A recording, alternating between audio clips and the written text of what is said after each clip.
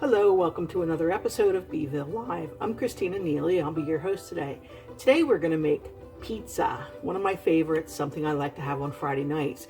But instead of ordering out, I'm going to teach you how to make it from scratch. It's not that difficult. It's a healthier alternative, and it only takes a few ingredients. So the first thing you need to start with is a cup of warm water. Okay, by warm we mean not boiling, but hot to the touch. Okay. You're going to need a packet or a teaspoon of yeast and a teaspoon of sugar. Okay, so let's get started. So the reason that we add the sugar to the yeast is to help it set up. So we're going to let this sit for 10 minutes. So you open up your packet of yeast, dissolve it into your cup of warm water. You're going to add a teaspoon of sugar to it. And this actually is optional, the teaspoon of sugar, but it usually helps your yeast rise, especially if you're not sure how old your yeast is. Okay, and you're just going to give that a stir. Okay. And then we're going to let that sit for 10 minutes and come back, and that should be nice and bubbly. All right, so I'll be back in 10.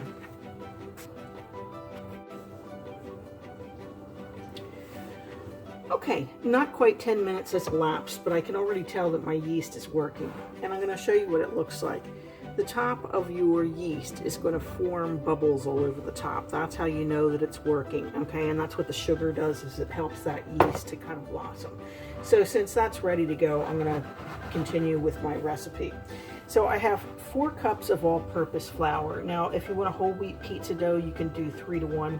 3 cups of white flour to 1 cup of whole wheat. I'm just making a white crust tonight. You're also going to use salt. You could use iodized salt, but I'm going to use regular salt. I'm just using a teaspoon of salt. Some people put 2 teaspoons of salt in. Like I said, I don't, try and cut back on salt whenever you can. So I'm just going to sprinkle that across the top. I'm also going to add 2 tablespoons of olive oil.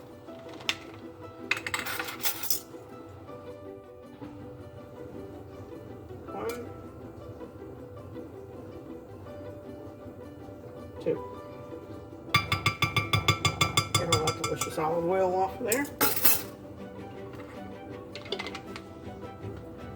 And then we're going to add our yeast and mix. So I'm going to get a big spoon, a wooden spoon.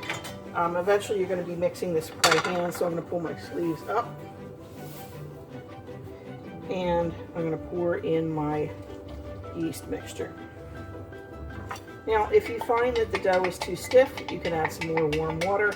If it's too wet, then you add more flour. And it's that simple. Okay? This is all there is. Oh, that smells really yeasty. This is all there is to making a really good crust. So this was 4 cups of flour to 1 cup of water. And I'm thinking this is just going to be the perfect amount. 1 teaspoon of salt, 2 tablespoons of olive oil. And if you don't want the oil in there, you can leave the oil out. I like to leave it in. I think it makes for a smoother crust. And as you can see, it stiffens up pretty much right away.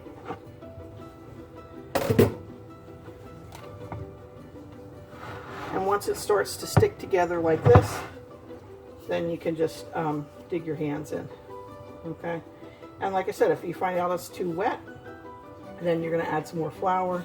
Too dry, you're going to add some more water. Okay. Super easy to do. I have to admit, I don't always make crust from scratch. A lot of times, if I go to Trader Joe's or someplace like that, I'm just going to buy one of those doughs that are already made. But it's such a difference in the crust and the taste. And it's not that difficult. And I have a lot of flour right now, so I decided I'm going to try and make it myself today and do a video for you. Now, your pizza topping.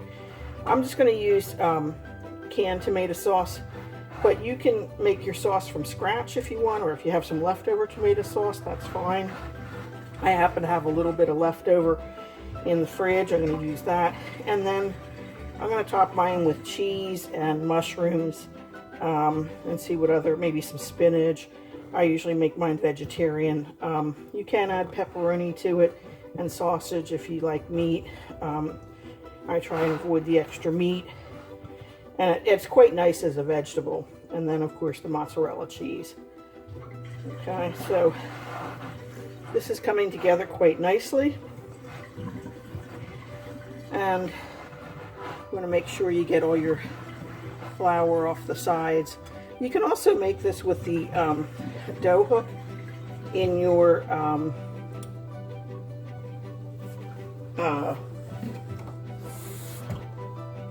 mixer. Now it is I have a little bit more dry flour, so I'm going to add just maybe about a tablespoon or two of water.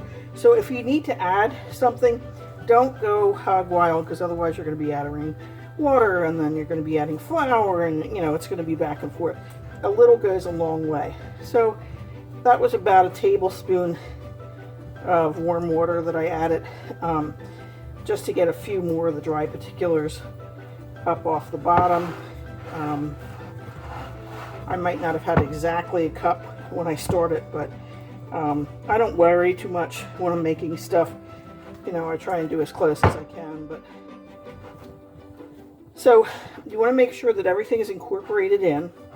It's a good workout for your arms. If your right hand gets tired, then give it a break.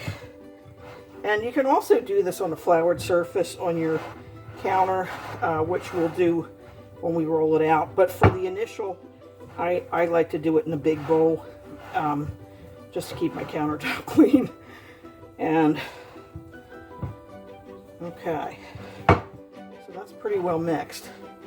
All right, so once it all adheres together like this, and you got a nice smooth ball of pizza dough, we're going to let it sit for an hour or two and let it rise. So my clock says 2. We probably won't eat till about 5, so that's plenty of time to let it rise. So just make sure everything is nice and mixed up like that.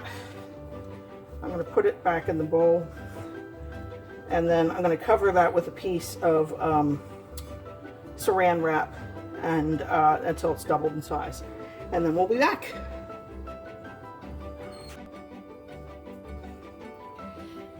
Okay, it's been a couple hours, and I put the saran wrap on top of my dough, and I put a towel on top of it. That way it keeps any drafts from coming through. So I'm going to take my towel off, and as you can see, that the dough has now doubled in bulk, almost tripled in bulk. So what you're going to do is you're going to take your plastic off, and you can actually feel the heat coming out of it, and then you're going to punch that down and just kind of knead it again, and you can do that right into your bowl. Okay, and you don't have to do a lot of kneading, because that's pretty well mixed. I'm just getting the extra dough that's stuck to the bowl off, and then it's ready to come out and work. So I mean, you can, when you do the punch down, you can do it on the counter. I just do it in the bowl. So what I'm doing is, as you can see, I'm just folding it in half, and I'm punching it down and folding it again. Okay, you don't need to do a whole lot. Okay, and then I'm going to put that aside. Now, on my baking sheet that I'm going to bake it on, I put about a teaspoon of oil right into the center. Okay, and I'm going to push this out, and I'm going to turn my oven on. So you're going to bake your crust first. So I bake it at about 400 degrees first, maybe 425. And I'm only going to bake it, so I put my dough down on the oil, and then I flip it over, okay? And now I'm going to work it out, okay? I bake my crust first, so it gets cooked for about 8 to 10 minutes. I'll check it at 8 minutes and see how it's doing. So you work from the center, and you can use your fingers and your fist, and you're just going to keep pushing out, okay?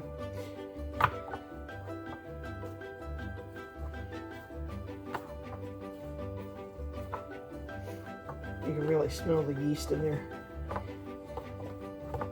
Just keep working from the center. It takes a little bit of patience, and keep turning your pie. Now, you can also use a rolling pin, but I look at it as extra workout anytime I can. You know, it's better for your body to try and keep working those muscles. Okay, so you keep stretching and pushing. And if you feel like you're getting too much pushback from the oil, you can flip it over again. And that brings the oily side up and it'll stick a little bit better. So usually I start from the center, push out, keep turning. And you're going to keep doing this until you get it all the way out to the edges.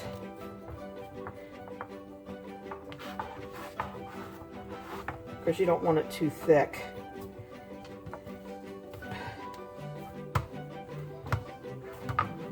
So you turn it and flip it.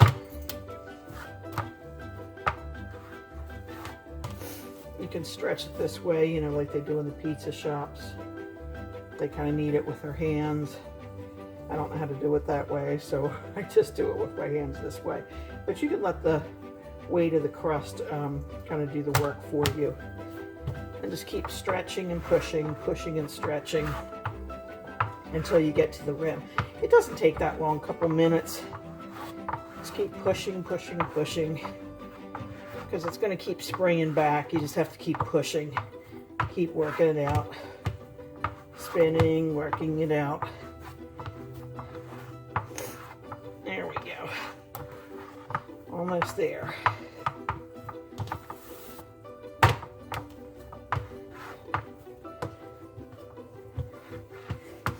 And then when you get to the end, it goes a lot faster. It's just the initial push out that takes a little bit of time. So I'm going to put tomato sauce, mushrooms, and cheese on my pizza. You can add whatever you want. Onions, olives. You can put meat toppings on. I stick to the vegetarian toppings. Now, if you also wanted to make a calzone or a stromboli, you can use the same crust and fill the center with either ricotta cheese or any kind of cheese and vegetables or meat, and then roll it up and bake it. I think strombolis sometimes just have like meat and sauce in the center and cheese, or they use sauce for dipping on the side. I think the calzones are the ones with the ricotta cheese in them. So, you know, whatever you like. And that's an individual preference. Okay, just about there. So keep pushing, pushing, pushing. So it takes about 5 minutes to get to this point. Okay, we are there. And I try and push it as close to the edge as possible because I know it's going to shrink back a little bit once I pop it in the oven. And this way it'll kind of hang on to the edge a little bit. And give it a spin or two around.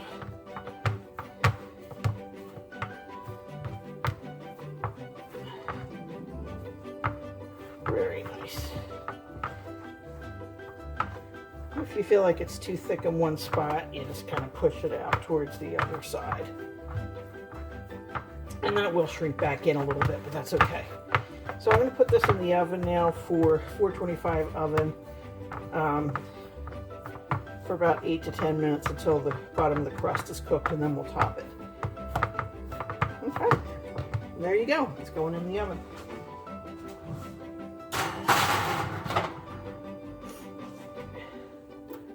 We'll set that for... I'll set it for 9 minutes, okay? And then in the meantime, you prep your toppings. So I'm putting mushroom on mine, so I'm going to make my slices.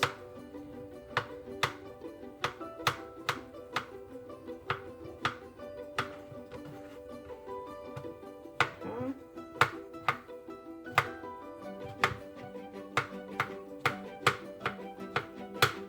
And you want to try and get those slices as even as possible. When I slice mushrooms, I slice a piece off the edge, and then I put it down on the flat surface and slice it so it doesn't slide.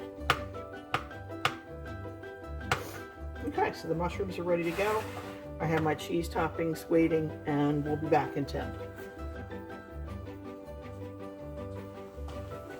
Okay, I've just taken the crust out of the oven.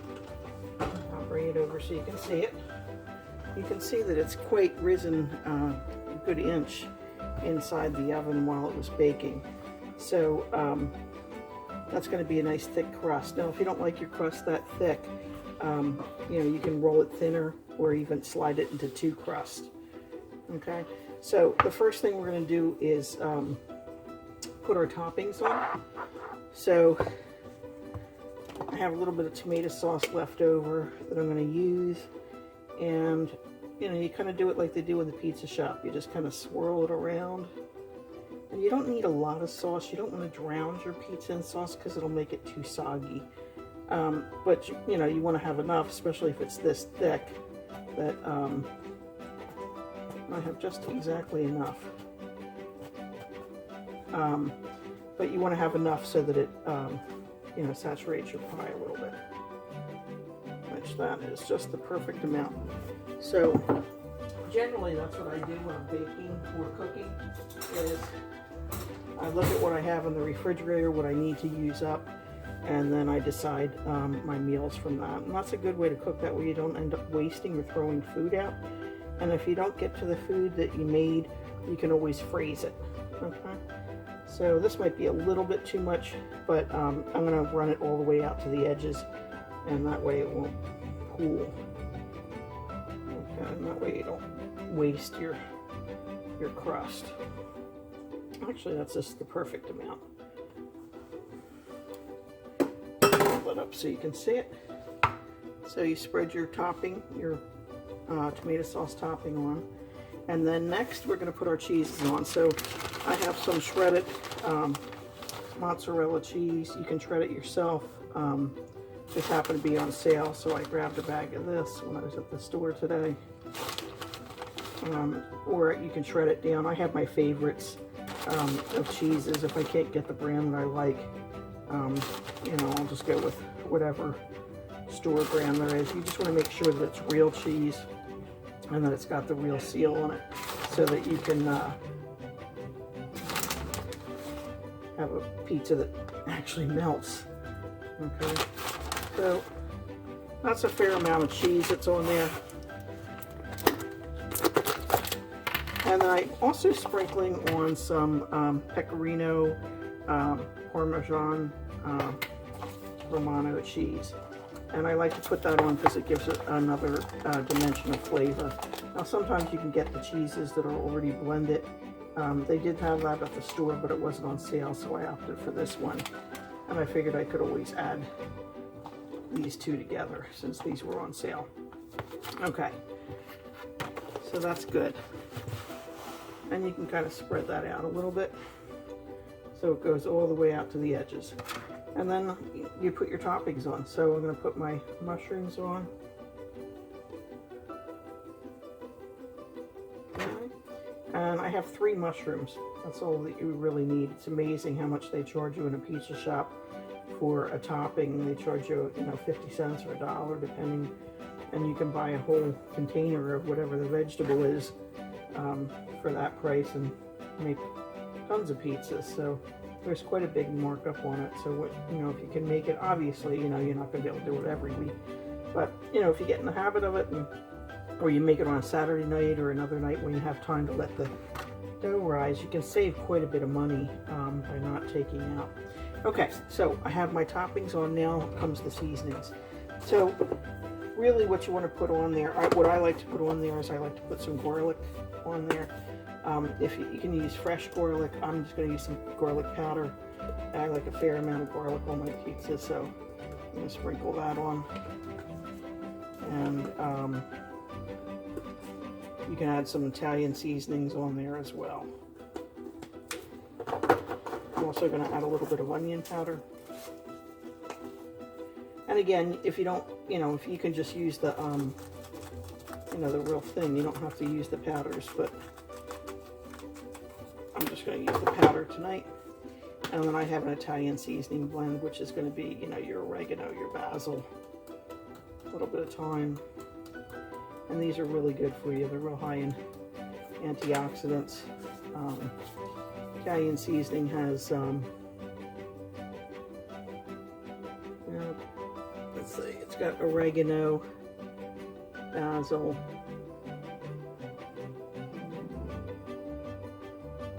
that's pretty much it. So, okay, so then you're done with the seasoning, and it's ready to go in the oven. So you're going to bake this for 10 minutes, 10 to 15 minutes until it's cooked. It's pretty thick crust, so I'm going to put it in, I think, for 12 minutes to start, and I'll show you what it looks like when it's done.